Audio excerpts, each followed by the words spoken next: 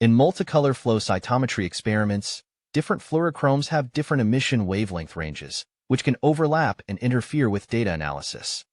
This interference can be resolved with single positive control. So, what is single positive control? Simply put, it's a sample tube with only one fluorochrome.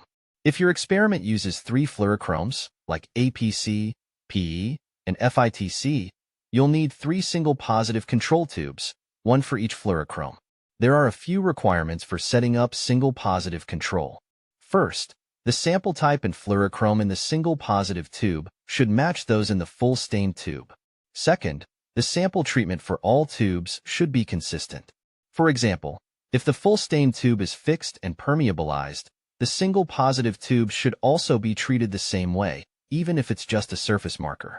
Third, the voltage of the instrument should remain consistent for both the single positive tubes and the full stain tube during detection. Lastly, make sure there are enough positive cells in the single positive tube. So, do you still need to set up single positive control if your target marker is highly expressed and the positive and negative cells are clearly differentiated? If your panel has only a few indicators, you might be able to adjust the compensation manually without setting up single positive control. But if your panel has many indicators, it's essential to set them up.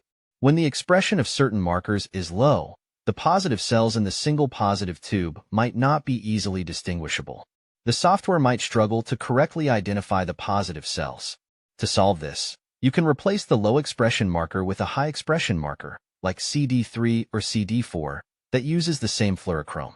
When designing your flow cytometry panel, try to choose fluorochromes that have minimal spectral overlap with others to reduce the need for compensation.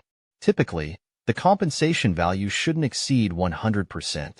If it does, it might indicate a tandem fluorochrome breakdown issue. Also, the compensation value shouldn't be negative. If it is, it means some channels are overcompensated.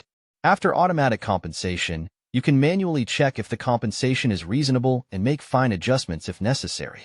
To better distinguish between positive and negative groups, you can first screen the corresponding cell groups using FSC and SSC, which makes compensation adjustments easier. In summary, properly setting up and using single positive control can make analyzing flow cytometry results more convenient and accurate.